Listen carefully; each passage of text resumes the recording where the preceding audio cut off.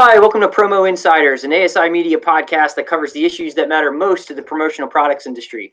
I'm Chris Ruvo for ASI, and today we'll be tackling a tough topic, a reported surge in worker absences in promo due to the Omicron variant of COVID-19. Here to provide key insights are Matt Hare and Josh Diamond. Matt is Vice President of Environmental, Health, and Safety at top 40 supplier Hit Promotional Products. Josh is Employee Health and Wellness Manager at Hit. Like many industry firms, Hit's workforce has seen a rise in absences due to the virus. Still, the Hit team has implemented sound strategies to keep workers safe as possible and to navigate the issues with relatively minimal impact. Today, we'll talk about how promo companies are coping with the absentee surge. We'll also look at how long the impacts might last and discuss best practices for keeping employees safe and healthy. Matt and Josh, thanks for being with us. Yeah, absolutely. Thanks for having us. Thanks for having us on. All right, I'll just set the stage a little bit more. I think everybody's aware of it, but of course, within the last, say, 6 weeks, month and a half, all industries have experienced worker shortages or increased worker absences as a result of the latest variant. Promo, of course, was no exception. Matt, you and I discussed, you provided some excellent insights for an article that we did a week or so ago on the situation. Just a quick recap in promo.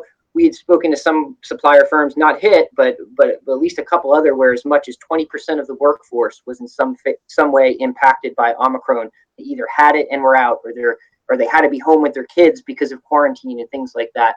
So obviously, when you have impacts like that, it can cause a significant impact on operations, I guess you could say. So with that background in mind, guys, just what is the situation been like at Hit? What are labor levels at now, and what were they like over the last month or so? Yeah, I would say for the majority of the month of January, we're heavily impacted.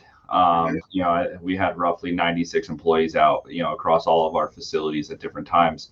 So for us, our focus was, just more or less moving personnel around to key areas as customer needs shifted, right? So I think at different times of the year, different items are exploding. So right now it's ceramics, embroidery, bottles going into New Year resolutions. So, for us, we just looked at all of our daily order requirements and started just shifting personnel where we needed them, right? And then we kind of implemented like a lean team where, as we saw items or areas falling behind, that group would just go and start tackling and getting those areas caught back up. So while we saw a lot of outages, we saw a lot of key improvements that we've done from efficiencies actually take place and showcase themselves. So, throughout COVID, we've really learned how to promote, build, educate, and get people set up for, when we do have outages, like we did. We were kind of in a really good position, based off of 2 years of experimenting on what works, what doesn't work, what can we move around, so on and so forth. So while we saw negatives, there was also a lot of positives that Hit saw.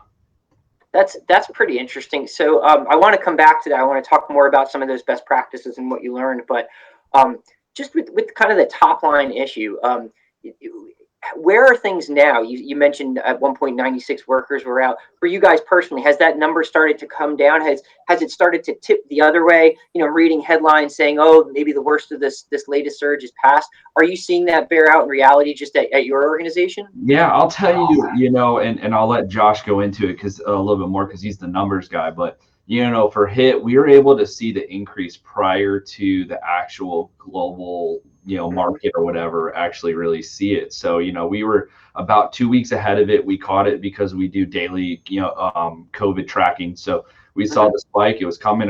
We were about 2 weeks ahead of it, and we were able to get some sound safeties in place and precautions put in to where we were able to protect as much as we could of our workforce, right?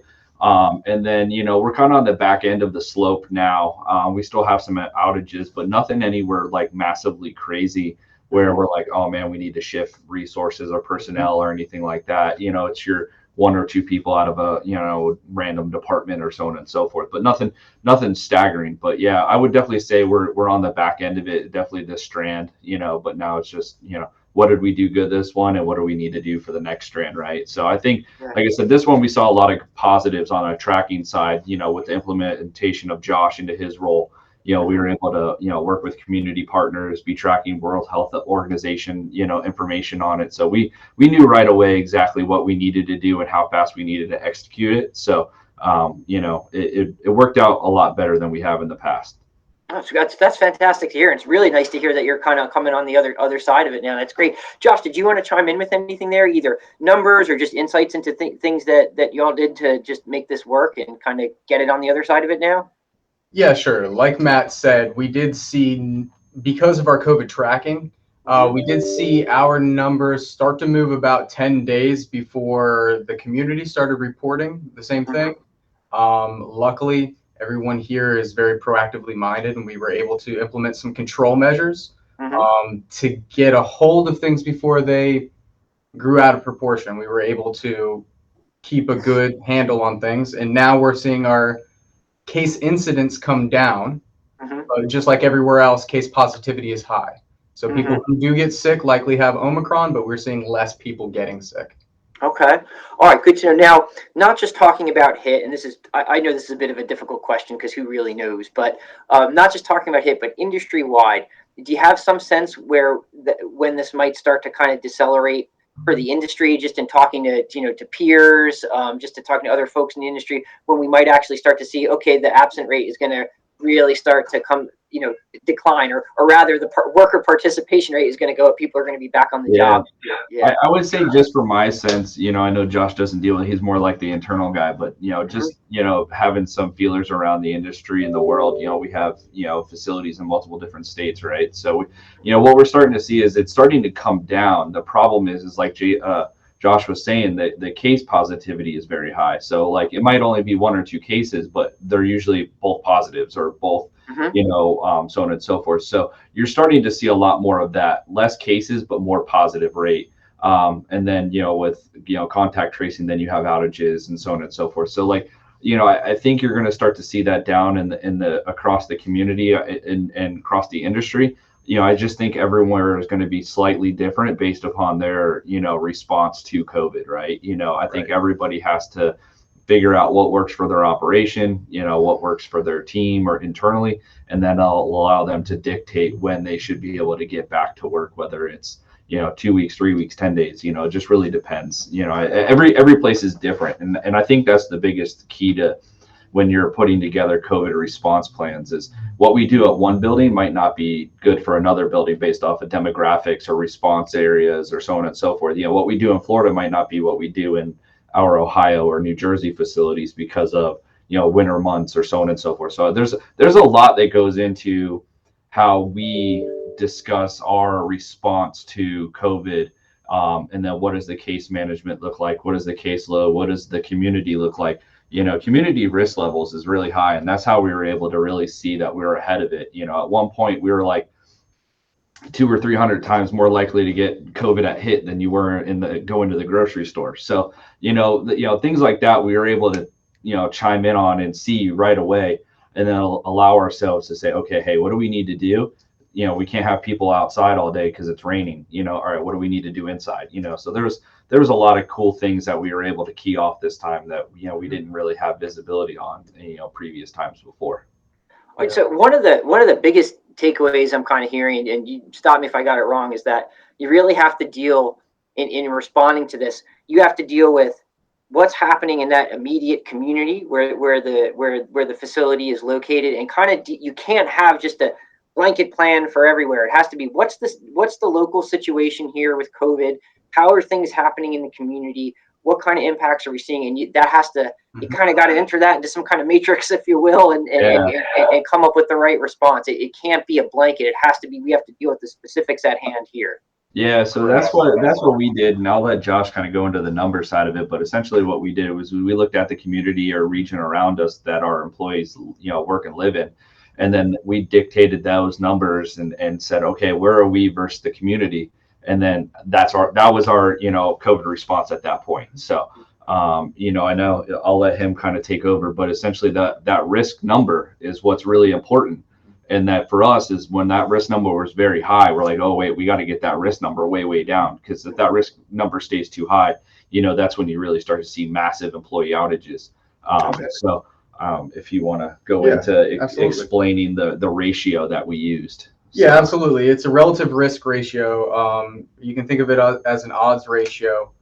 Basically, we're taking the greater population, we're measuring the level of virus, and then we are comparing that to what we're seeing in our test population, our employees.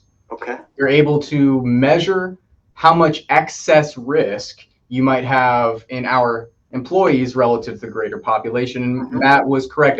At one point, this would have been August or September of last year. At one point, we were seeing something like you're twice as likely to contract COVID while you're at HIT. And now we're seeing a much lower relative risk that's somewhere around 17%. Yeah. Okay. Yeah. Okay.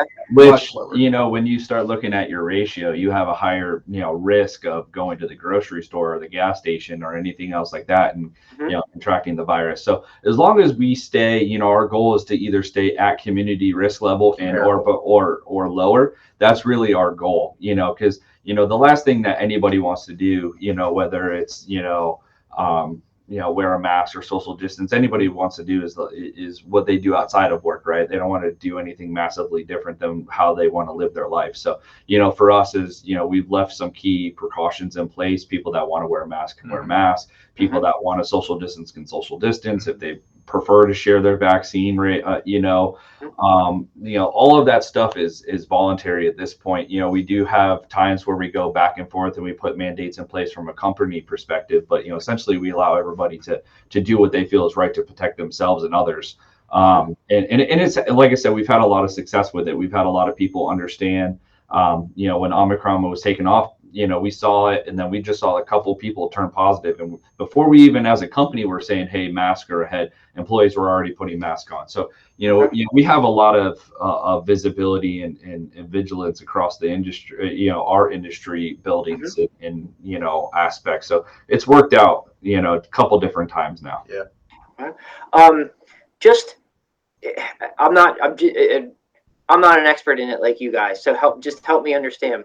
How do we use that risk ratio number in determining strategy? So you got that number. What's your action based off like that? Like, what is the next step there?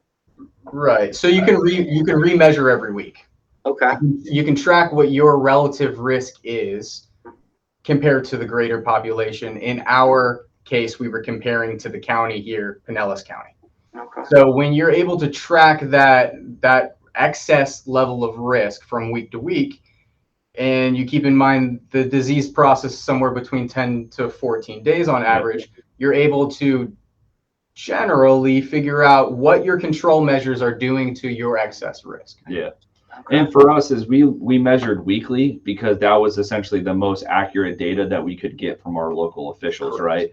So when we were measuring weekly, we were able to see like, all right, hey, we saw increase, and then we saw the plateau, and then we started to see the decrease. So for us is, measuring weekly, everybody's kind of different. That's why most people in the industry, they got to look at their community area. And that's what I was saying is it's very specialized to what you need to do per the area that you live in, because what happens in Pinellas County, Florida is going to be a lot different than what you might see in upstate New York, so it's very important to understand what your population is, what your population's risk percentage is, and then what that's going to translate to inside your facility. And then for us, we were able to say, oh wow, okay, our risk is actually very high right now because of the number of people outside, and then the people inside the facilities are now, contracting and spreading the virus.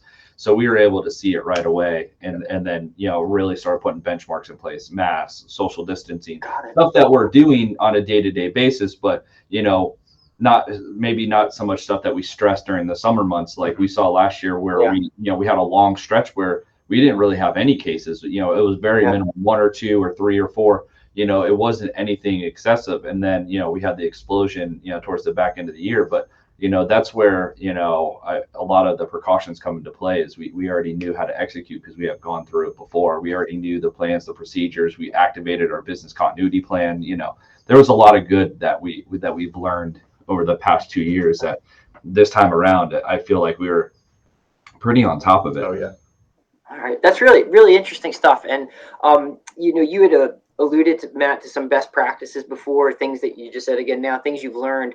So kind of my next question is kind of based around that you had, there were that 96 workers out. Can you just maybe discuss some of the specifics of how you moved folks around, how you allocated resources to keep things, to keep productivity moving? Because it seems that productivity has remained high at Hit despite, the surge. Yeah, so for us, the past couple of years, just with employee outages at different times, we've really focused on, building up our workforce, whether it was training or education or, trying out of new positions and, just flexibility across our workforce. I'll tell you, from the top all the way down at Hit Promotional Products, everyone has been on the floor working, from CJ all the way down. We've been just, it doesn't matter. It's been an all hands approach, and that's what's really kept Hit grinding in a lot of, high stress situations, because, everyone's been committed to moving forward. And, the employees like it too, seeing, senior level, on the floor, working with them to help build them up and get them into roles.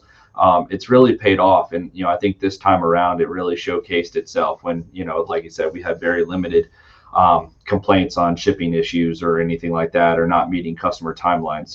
For us, that was a big focus on building our workforce and promoting them to be better. And it's paid off. There's been a lot of times where, COVID, where we had to move somebody or somebody had to go backwards to get the job done. And, I think, overall, the Hit team has stepped up to the occasion.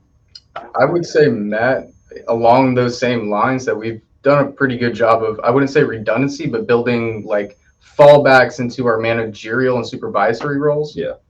Someone were to go sick, that's not going to impact operations in a negative, because we have someone who has been trained or developed to step into that position. Okay. Yeah, so, and that happens at not only the production level, but that's managerial backups. No, so I'll give a very good example. Is my team had COVID go through it, whether it was myself and I was out of town traveling. My ops manager for safety came down with COVID, and then we have redundancies like Josh to step right into his plate, and essentially had no issues. We were still rolling from the safety standpoint. There's still audits being done, and protections being completed. So that's been the biggest thing with Hit, is redundancy, education, building, morale development. That's really been one of our focus of improving the culture here, and I think it's really paid off. Especially this time around. Can't say it enough. This time around, I feel like while we were heavily impacted and saw a lot of things, it was no one had the massive stress out moment where something wasn't going right. Like, everyone knew exactly what they needed to do. They moved right into their play. They got their teams in line, and then we kept on trucking. And it seems like you really needed to have all those different factors in place, from those upfront assessments that let risk, to then, hey, okay, we have a plan in place for when we see these kinds of risks.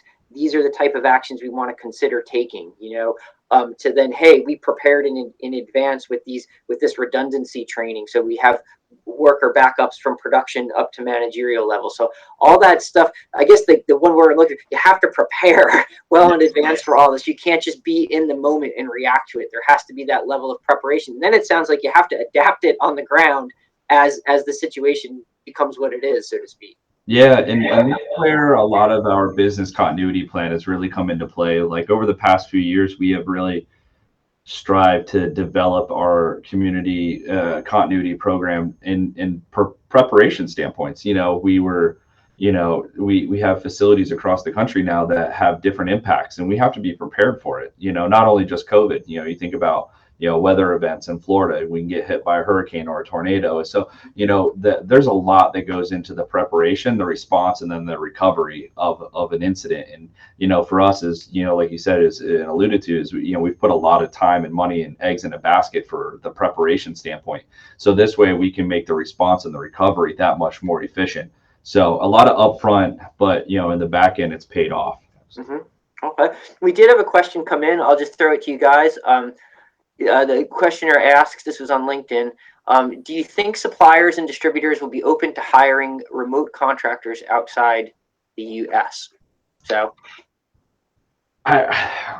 yes and no. I think from the outside the U.S., I think just depending on the world, where it sits. And the reason why I say that is just because, different countries have had different type of response methods to COVID throughout the entire time, whether it was lockdowns or mandates or so on and so forth. So I think while, you'll start to see some outside contractors, definitely making a splash in the industry, here locally and abroad. I think you're still going to have some US based, contracts that are going to, still hold tight just because of, our, I wouldn't say complete openness, but, openness with COVID and our response methods and so on and so forth. I just think there's still some countries in the world that are still limited and, working through some impacts and so on and so forth. So I think the remote is going to be difficult. Like I said, I'm not an economist or anything else like that. I'm just, what I see every day on the news and, reading COVID articles that, I just still think that there's some impacts across the world that just haven't been worked through all the way. You agree with that, Josh, or do you see that that's the way it's playing out, or do you have a different take? Whether or not those sort of things will switch more from a domestic to a global perspective, I really don't know. I'd say that you probably will retain some of that domestic capability.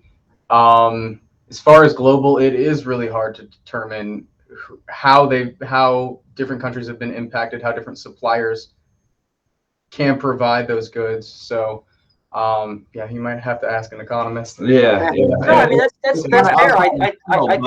It's a great question. It's an awesome question. Yeah. That's a challenging question. I definitely think just the biggest thing is not knowing exactly what. I think in some countries you might be pretty safe with going with a contractor, but I think there's still some question marks across the world that haven't been either fulfilled or not moving back in the right direction or so on and so forth. So I would just use caution. If I could use any type of guidance, would just be use caution. Maybe do some vetting.